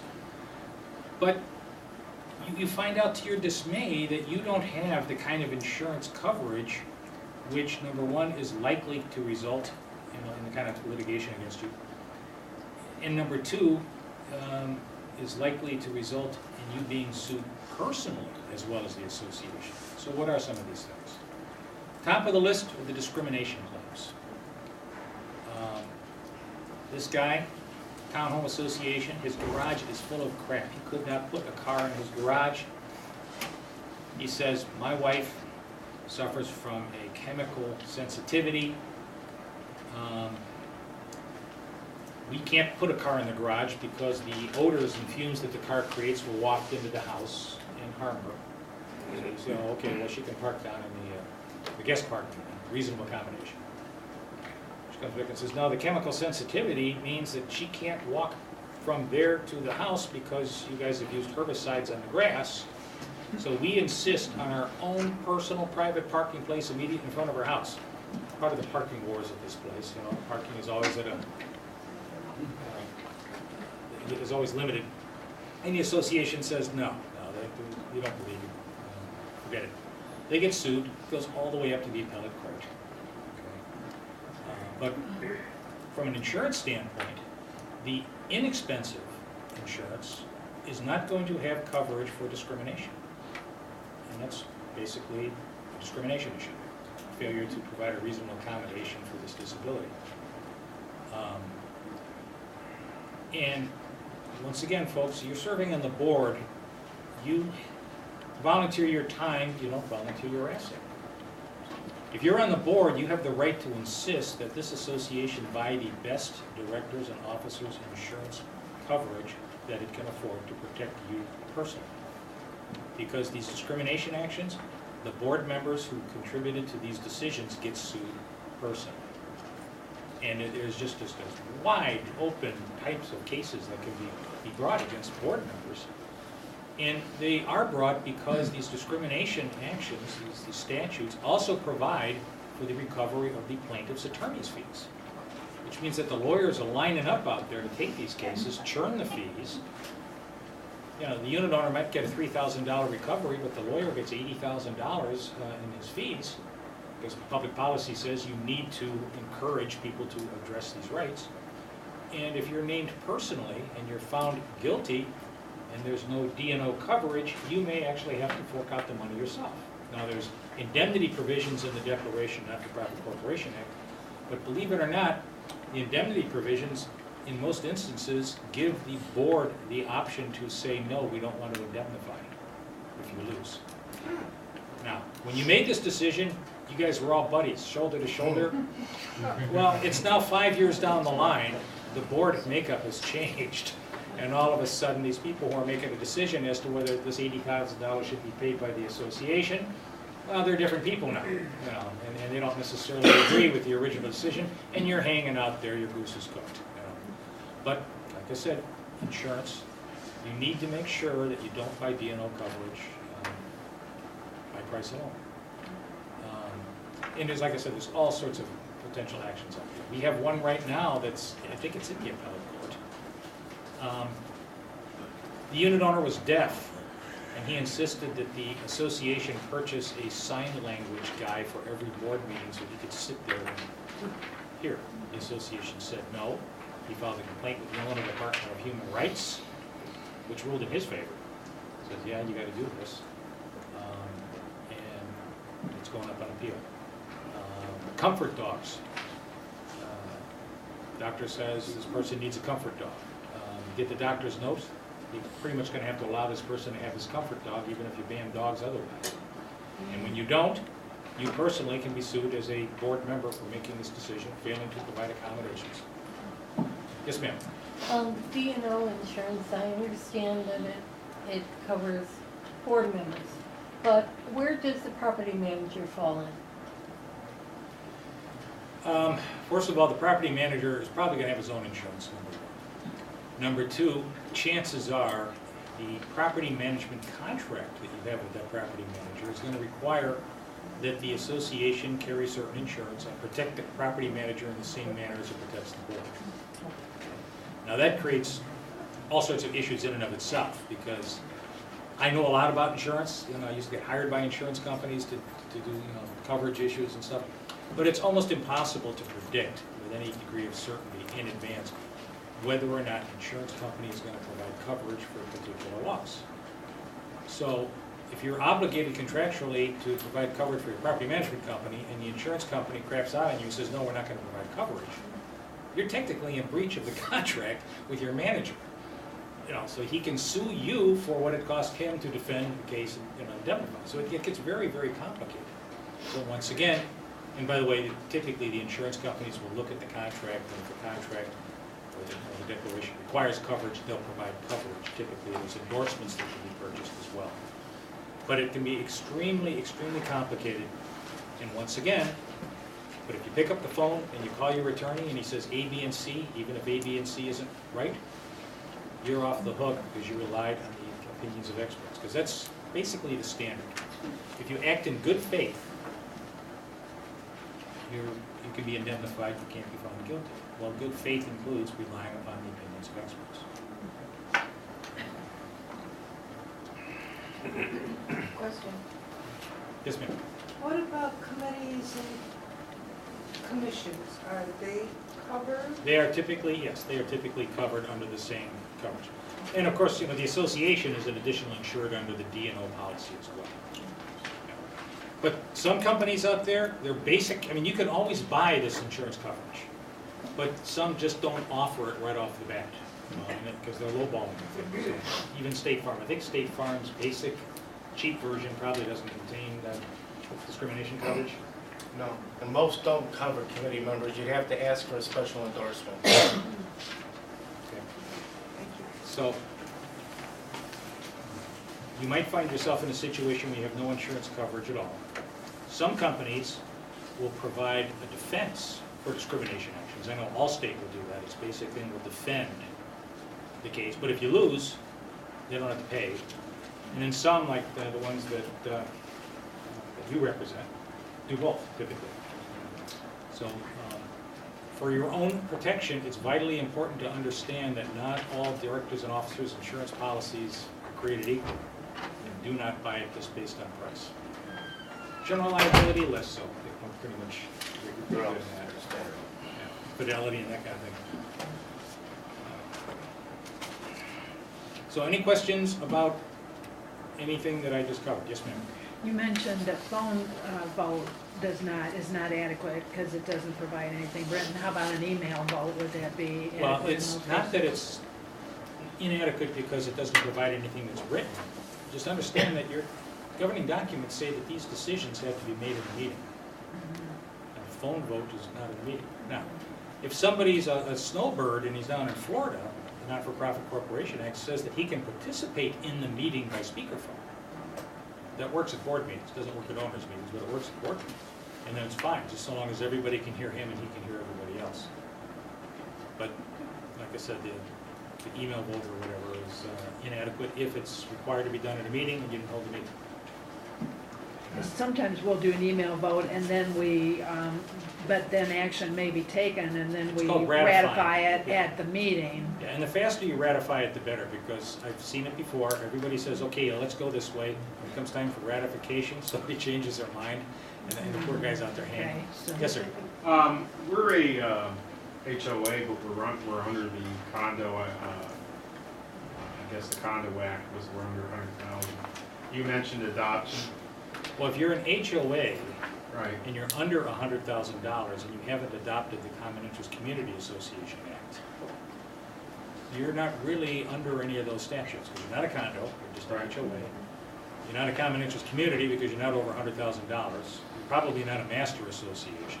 Right. So you're going to be governed, if you're a corporation, not-for-profit corporation, by the Not-for-Profit Corporation Act, your declaration and bylaws. You said that the board can adopt accepting it? Or- Yes, yeah, that's a recent change. It used to be the membership had to adopt the Common Interest Community Association Act. Can you they explain changed that really quickly, what that is, what we would have to do, because our lawyers tell us we have to get 51% of homeowners to sign off. That was the old law. About a year ago, or a year and a half ago, that changed. Okay. And basically, it's simple. Somebody says, I move to adopt the Common Interest Community Association Act. I second it. All in favor, signify by saying aye. Done, put it in the minutes, and you just adopted the Common Interest Community Association Act. Really, So I don't really have to go door to door and not get 51% of homeowners to sign off? No. In fact, here, I'll show you the page that this is on if you want. Take a look at page 74 of this book. You got it? 74? It's under section 1.75 called exemptions for small common interest communities. It said a common interest community of having either 10 units or less, or an annual budgeted assessments of $100,000 or less shall be exempt from this act unless the association affirmatively elects to be covered by this act by a majority of its directors or members. So if your board votes by a majority vote to take the act, you got it. Okay. And now you have a significantly more guidance than you had otherwise. Right, we've been running it like if we already are, but we're being told, we're trying to rewrite or ratify our documents, because they're old, they're 20 years old. Oh, you mean update them? Yeah, update That's them. important. And so he's saying we have to go around and get 51%, it just seems, Well- one off for a year, it seems a little crazy. Updating your documents is different from adopting the Common Interest Community Association Act. So, Right, two different things. okay, it's all a different issue then. And quite frankly, if all you're doing is updating your documents, you can adopt the Common Interest Community Association Act by vote of a majority of the board. And if you're just updating the documents to bring them into compliance with code, you can do that with just a 2/3 vote of the board after you've adopted the act. Otherwise, you may have to follow the 51%. Thank you. It's complicated, but, yes, sir, in the back. You said about a board member disclosing the work he's doing for the association or whatever, or his family members. With that, how long, like say maybe somebody did that like 5 years ago, and they're still doing the work now, do they have to disclose it every couple of years or a year, or things change? Well, yeah, I mean, there's some ambiguity built into the act because say it's a condo. Okay? The Condo Act talks about how the board cannot enter into a contract with a board member or a member of board member's immediate family. Sometimes you have a situation where this thing existed before he became a board member. So that poses some issues as well. But they didn't enter into the contract with a board member. He was a maintenance guy beforehand, and then he got elected to the board. So that creates some issues. But the ideal thing is, once you discover that, Hermit has been working for you guys, doing these things for years and years and years, and that you never got the disclosure, you should send out the disclosure. Solve the problem. 99% of the time, if he's doing a good job, no one's going to object. Because, by the way, the burden is on the people who are objecting. So if you enter into this contract, you disclose it to everybody, they have a certain period of time to file a petition to cause a vote to take place. Unless 51% of the entire association actually votes against this guy, he's in.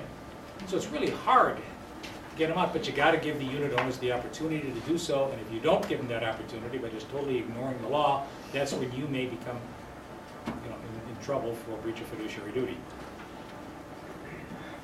Yes, ma'am. If we want to change our rules and regulations or vote on an issue, but we can't get any of the homeowners to attend the meeting. Are you a condo? Yeah. Okay. When you want to adopt the rules, say you want to ban dogs or whatever you want to do, as I said earlier, you adopt the rule by reducing it to writing and then calling an owner's meeting, sending notice, mailed or delivered, not less than 10 or more than 30 days to every unit owner in the association. And you have to include a copy of the rule and tell them that there will be a meeting of the owners to discuss the rule, and then a subsequent meeting where the issue of adopting it will be considered. If nobody shows up, that's fine. Can the board then just vote to adopt that? Yes, because it is the board that adopts the rule. Okay. The law just says that before the board adopts the rule, you have to let the owners discuss it first. Okay. It has to be a two-step Yes, meeting yeah. rather than Well, it's two a meetings. single meeting. It's 2 meetings. Remember, is the first thing you're doing is you're calling a owners meeting for the purpose of discussing the rule. Owners voted owners meetings, but the Condo Act says that the board adopts the rule, so then the board has to go into a board meeting for the purpose of adopting the rule that was previously discussed at the owners meeting. Technically, if you don't follow that procedure and somebody feeds the birds, they might be able to get out from under having to pay the fine because you didn't do it right. By the way, I've seen the same kind of thing happen when you guys screw up the budget. You don't pass the budget right, and some guy falls behind in his assessments, and he successfully convinces the judge that the budget wasn't properly adopted, or that the board that adopted the budget wasn't properly elected. I mean, it's a domino thing, but these judges are receptive to these arguments. So you've got to do it right. And it's very terribly embarrassing when you screw it up and you got to re-adopt the budget retroactively. Can the vote be held? Quick follow-up that rule adoption. Yeah. Just want to maybe clarify the difference. That rule cannot be a conflict with the governing document. Correct. There is a hierarchy out there, folks. You got your Illinois, U.S. and Illinois Constitution for our purposes. You got the statutes of the state of Illinois. You got federal statutes, 2 statutes of the state of Illinois, which is the Condo Act and the Condominiums Community Association Act. Then you got your declaration, your bylaws, and your rules and regulations. Nothing down here can conflict with anything above here. So that's important. So for instance, say you wanted to ban renters.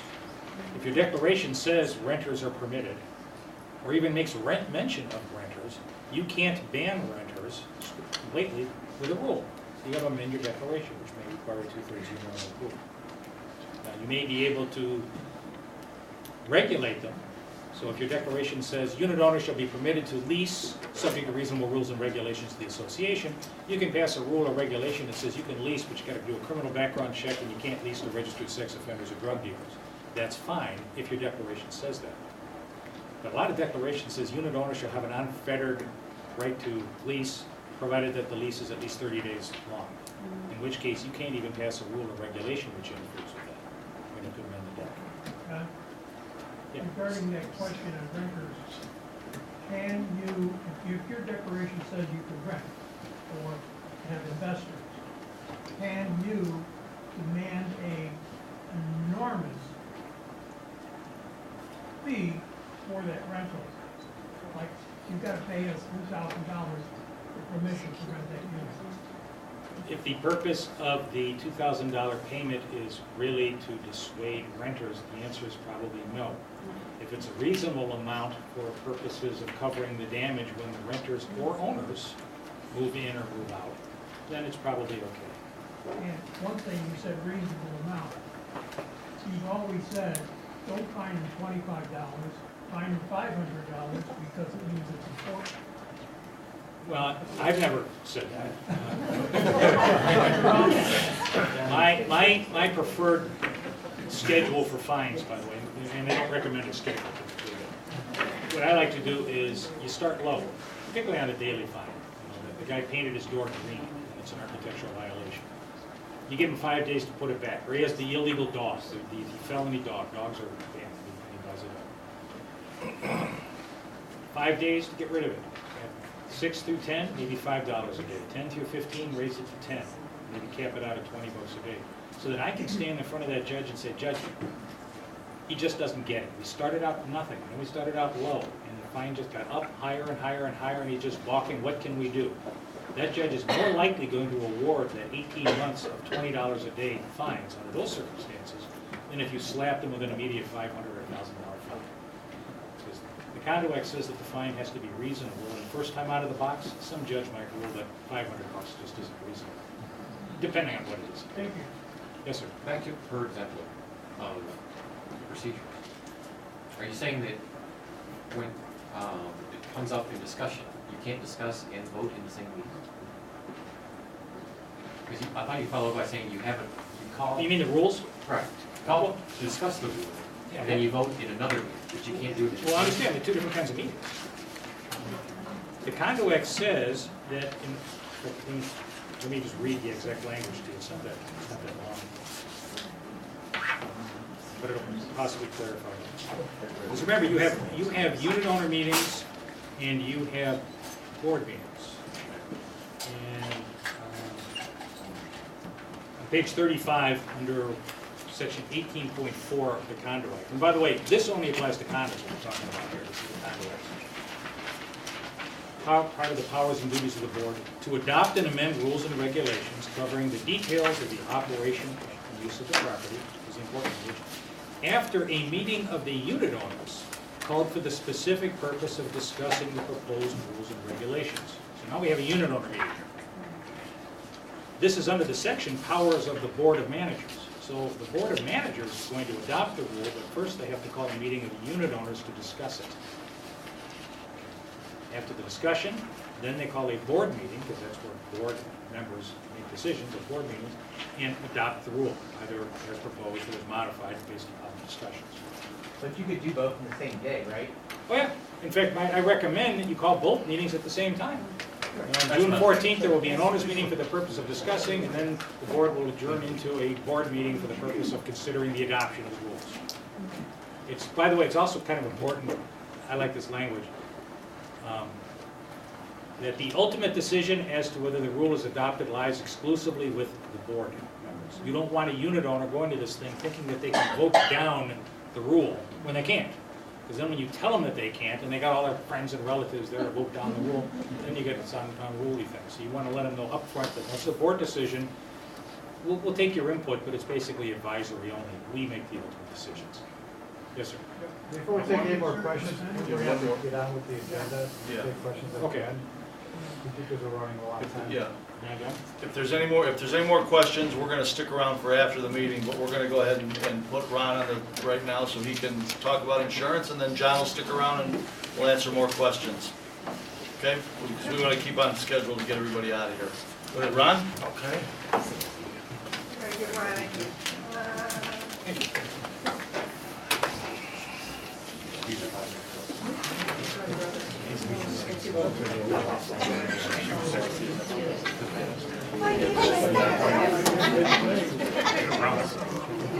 All right. Well, I'll try to pick this up because I know at 10 o'clock Poland and France has a curling match that I really want to see tonight.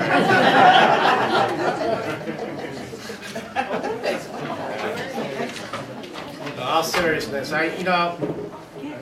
you you guys take the time out to become board members, and I think that's important. I think as a board member, to me, as board members, you're the good Samaritans of that community, because you're the ones that take the time and effort to put in to make sure that the community is running properly. And so you have my respect, and I just wanted to pass that on. All right, let's talk about insurance. I'm here to talk about insurance to protect your asset. You're probably your number one asset. And one thing I want to start off by saying right off the bat is that everything's covered, either by insurance or by special assessment. So, let's talk about the primary policy of the insurance, the master policy. I'm going to focus a little bit more on the condo side, but I'll also touch my conversation on homeowner associations as well. When it comes to the Condominium Association, when you look at the Illinois Condo Act, you're looking at Section 12. And under Section 12, it clearly states that no policy shall be issued or released to the consumer without full insurable replacement cost. That's important wording. So when you're going out and you're getting your bids, and you have a bid of 18 million and 20 million and 23 million, you got different limits for the property. How are you supposed to know what is the right limit? You don't know. But the onus is on the insurance carrier, not you. So if a tornado came by and wiped out that entire complex, the insurance carrier is on the hook to replace that entire property. So I want to give you peace of mind on that. So basically you have guaranteed replacement cost. Okay? All right. Also, the association's policy is always primary. So if you have a water claim, because next to fire, water is my leading peril of claims. And the unit owner's policy would cover it, and the association's policy would cover it as well. I'm talking about drywall damage. The association is always primary. It's in the Condo Act that the association's insurance is primary. And so you can't tell the unit owner that it's a unit owner to unit owner problem. The association has to get involved. If you have a property manager, the property manager has to get involved. And if it's below the deductible, which chances are it is, that doesn't mean that it's not an insurance problem. It's still an insurance problem because the peril was water. And so the association has to get involved. We have to remedy the damage to the pipe, to repair the pipe, assuming that's what was the problem, and we have to fix the drywall. And the reason why you want to get involved, and you don't want to pass it on to the unit owner problem, is because it can end up into a fight, nothing gets done, and then what happens? You get mold. And so you want to avoid all that. And besides, it's the law. The association is responsible, it's primary. Okay, so what's covered inside the unit? Where does the coverage start and stop? Again, I'm talking about the condo as a condominium association. So the association is responsible for the 100% of the exterior, that's obvious. But when it comes to inside the unit, the association's policy is covering up to the drywall, including the primer coat of paint, not the finish, not the floor covering, not the carpet, not the tile, not hardwood floors, and everything original. The original cabinets, the original countertops, the original toilet, the original furnace. Basically what I tell unit owners when they call me, about 80% of the unit is covered by the association's policy. If there's been any upgrades or improvements or betterments made to the unit later on, that would be the unit owner's responsibility. And if you have any questions along the way, just stop me, okay? Well, go ahead. That's one of my questions, Ron. It used to be called in the homeowner's end of it, H06 policy, additions and alterations. Yes. So who determines what the builder's cost is of my kitchen cabinet? Claims adjuster. So I got a $13,000 renovation in one of my kitchens in one of my units. You could say $4,000, and then I got, is the building's responsibility and the balance is. Oh, so you're saying that you upgraded your kitchen and you got a Yes. difference? Yes, you're right. So the association's policy, you're right, would cover up to the 4,000 of whatever it was for the basic original. And then on your individual HO6 policies with, State Farm, Allstate, whatever, they would come on and pick up the difference. So the two adjusters would have. They would have to work it out. Thank you. Yes. So Go ahead. so the association itself is paying for the, For the say bathrooms got destroyed, the toilets, the tubs, Yes? they're paying for that? Yes, Kitchen cabinets, absolutely. the dishwasher. Yeah, well, as long as it's built in. Anything, what I say is if you take the unit, if you can visualize this, if you take the unit owner and turn it upside down, whatever falls, okay, that's not considered real property. Anything that's permanently attached, that's real property. And that's where the association's policy would come in. Question, you mentioned the furnace is covered, how about the heating ducts? All of that's covered. So let's say there's evidence of deterioration of heating ducts and a concrete slab. Deterioration? That's wear and tear. What if it's caused by water? Caused by water? Mm-hmm. Water is getting into the heating ducts. Okay. We gotta remember, insurance is meant to cover a sudden occurrence, okay? Fire, lightning, vandalism, tornado, sudden occurrence. If you're talking about a slow, steady drip that caused rust over a period of time, that's not gonna be covered.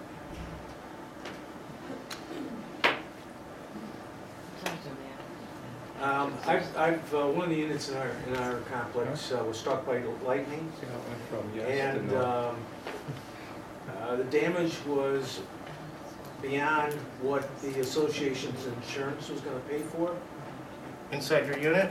inside the unit, Okay. and outside. So they had talked about going after, I guess, the HO6 policy of the unit owner. Who's they?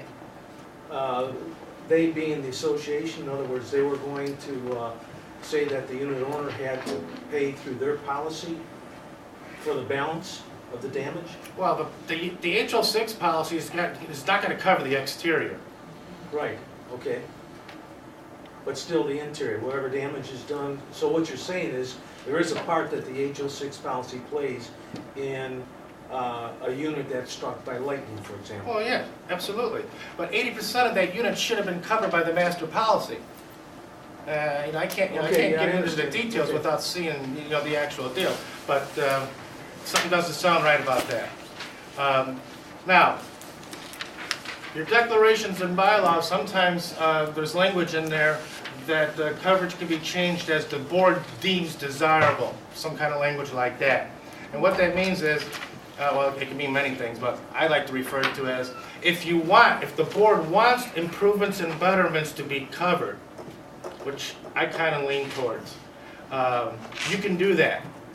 All you got to do is just write a letter to the agent, basically, and the agent would forward that letter on to the underwriter, and the policy would change. So then 100% of that unit basically is covered.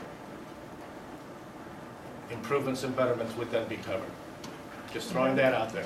Would that would increase always bring the, up HO6 policy. Well, see, that's key. That's huge. Yes.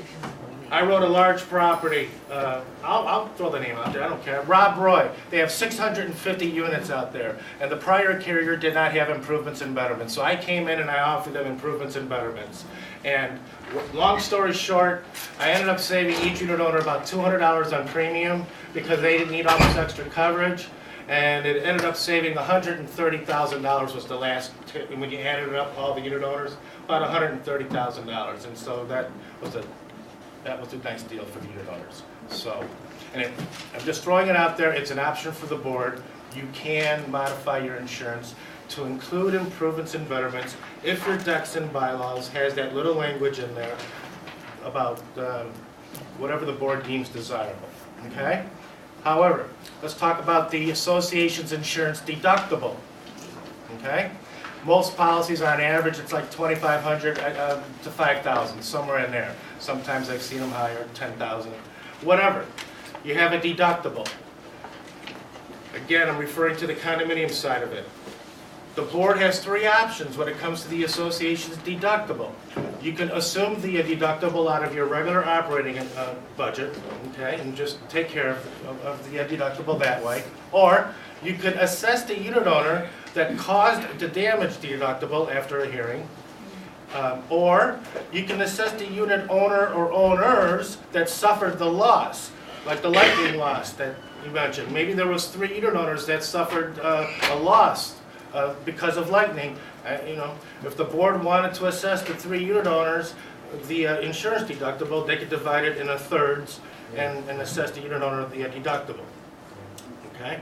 If you're going to be practicing assessing unit owners the deductible, what I suggest is a letter should go out to all the unit owners notifying them that the possibility exists that we may assess you the association's insurance deductible, letting them know what the deductible is, so that they can then call their insurance agent and say, how do I protect myself? Because under an HO6 policy, there's what's called loss of assessment coverage, and for like $20, $30, you can add a special limit to increase it to cover the association's deductible.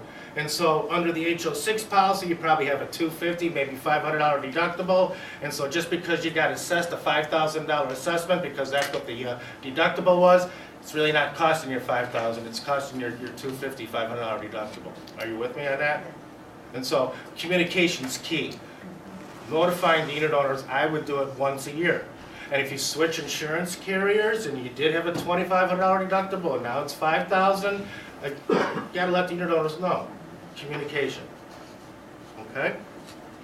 All right. Ordinance and law.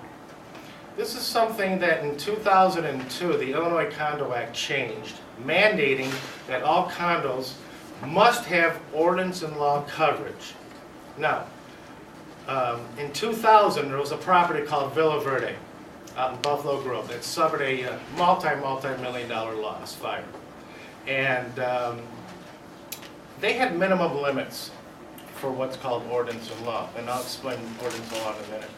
And what happened here was they didn't have enough coverage for ordinance and law. And the unit owners ended up getting special assessed. It was like, they were short like 1.3 million, if I remember right, and the unit owners were assessed. And it got ugly. There were lawsuits against the property manager, against the board, not against the insurance agent. Why? Because of the proposal that the insurance agent gave, down there at the bottom, higher limits are available upon request. Are you kidding me? So the insurance agent was off the hook. And they expected the property manager to know the building codes. Are you kidding me? So it got ugly. And so because of that, they changed the Illinois Condo Act mandating that you should have ordinance or law. I agree, you should have ordinance law, but it doesn't say what limit. And this hits me big time, it bugs me, because there's so many insurance agents out there that are willing to give you a quote. They will all give you a quote, but very few really understand the condo insurance. I've seen associations where they have a $20 million limit for fire insurance, but then for under ordinance coverage, they only have like 25,000 or 250,000. And let me explain the ordinance. I'm talking about ordinance like I've already explained it and I didn't. It's broken up into 3 parts, A, B, and C. Part A is lost to the undamaged portion. So, let's say you have a 6-unit building, and you've got 3 units that were totally destroyed by fire, but the other 3 were perfectly fine. But the city said, oh no, those 3 units that are perfectly fine, you got to destroy them and you got to start all over. That's undamaged. Okay? Normally on all policies that I've seen, it's the full policy limit. So that 20 million example that I'm talking about, you would have 20 million in coverage there. That's not the problem. Then there's Part B, demolition. So on the 3 units that were destroyed, you got to demolish what's left. Demolition. normally I see adequate limits there for demolition. That's not the issue. The issue is Part C, increased cost of construction. Now, on your policy, when you look at it, you probably have replacement costs, hopefully you do. And what that means is, the insurance company will replace old or new for old. And that's good, that's what you should have. But they only will replace what was there before. So, if the codes change, the big thing is sprinklers. If the city codes changed and said multi-residential units for any new construction, you now gotta have building sprinklers, you're looking at like $8,000 to $10,000 a unit.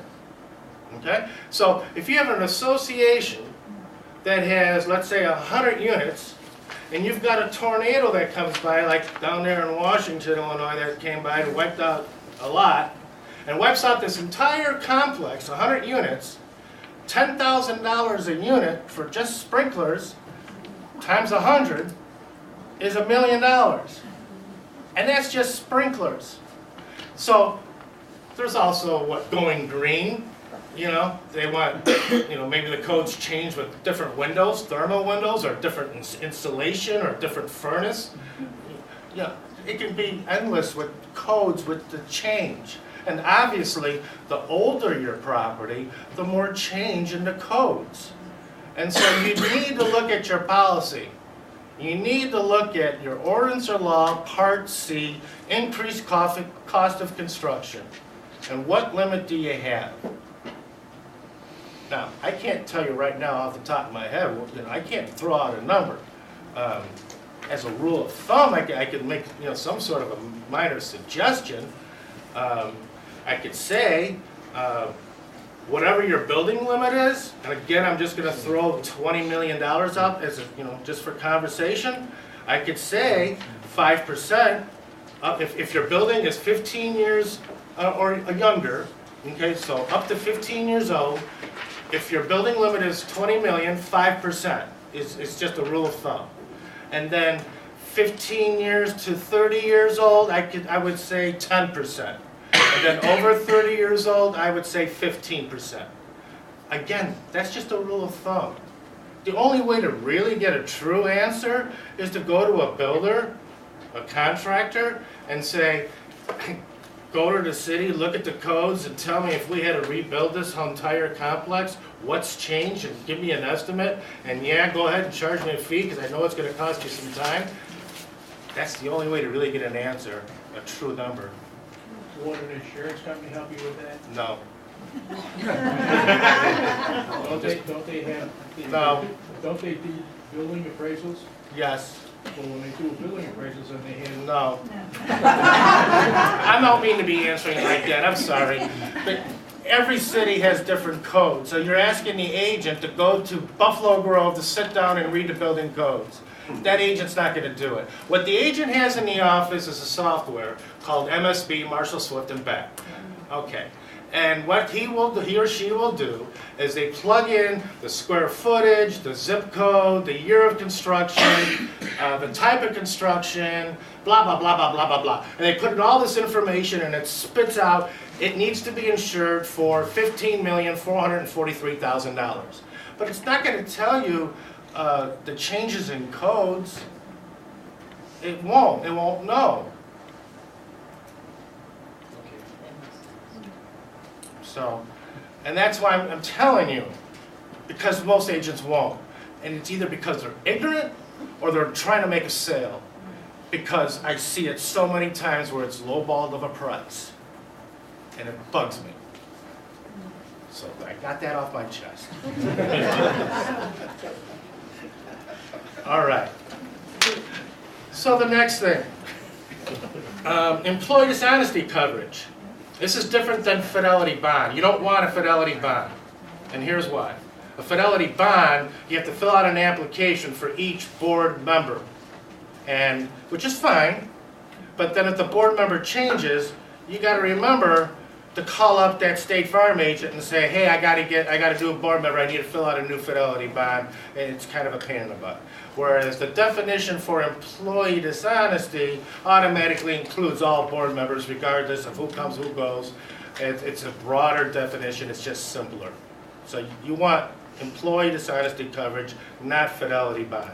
So that's just my little words of wisdom on that.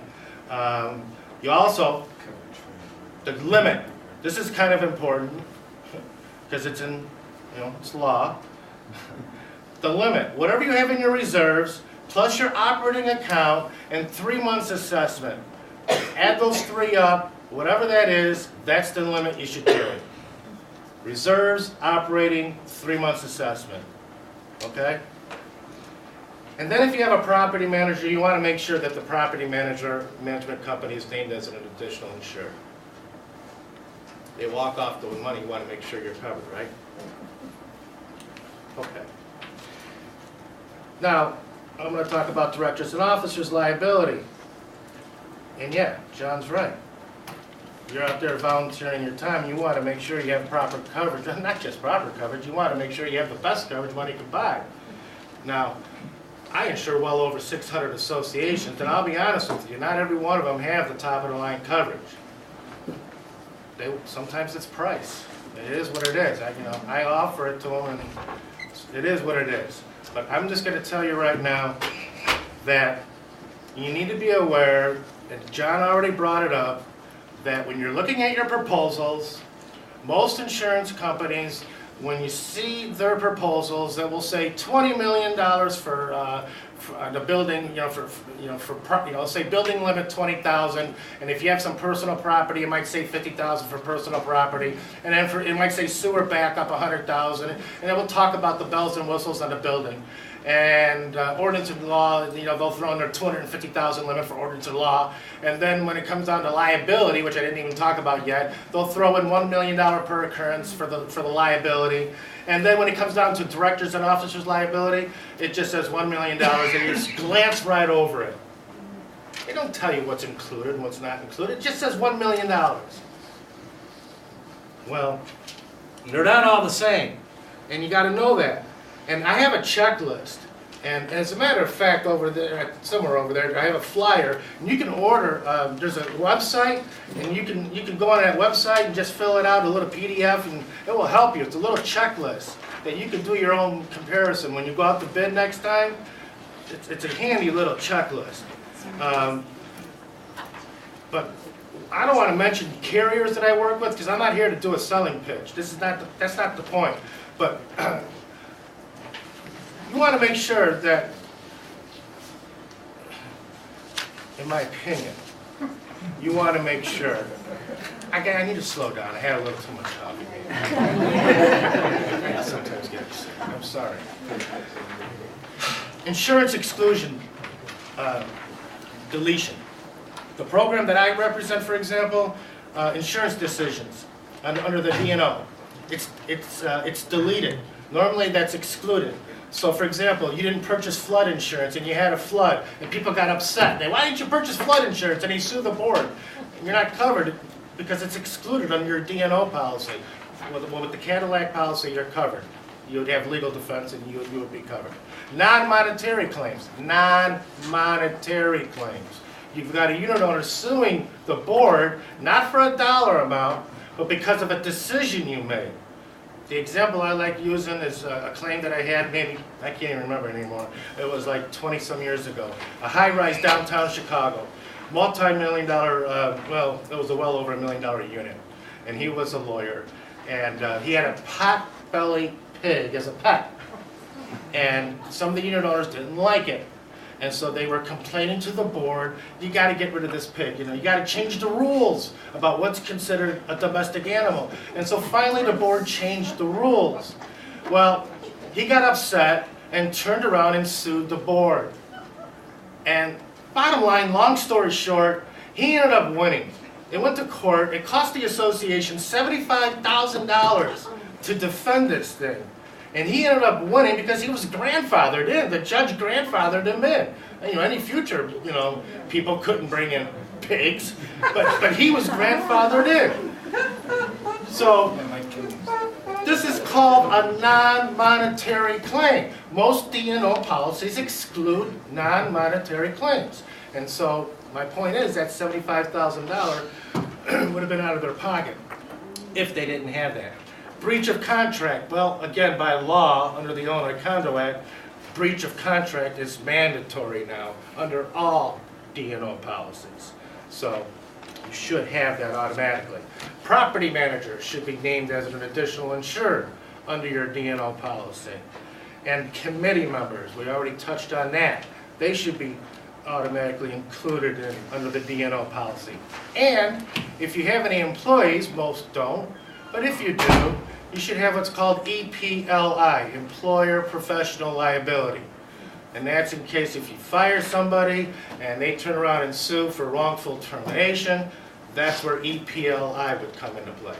Okay? So that's pretty much it on the directors and officers liability. Then, workers' comp. Most of you probably don't have employees. I recommend that you do purchase a workers' comp policy. It's not that expensive. You're looking at $500 or $600 a year, at least with the carrier that I work with. And here's why you need to purchase it, in my opinion. It's prudent.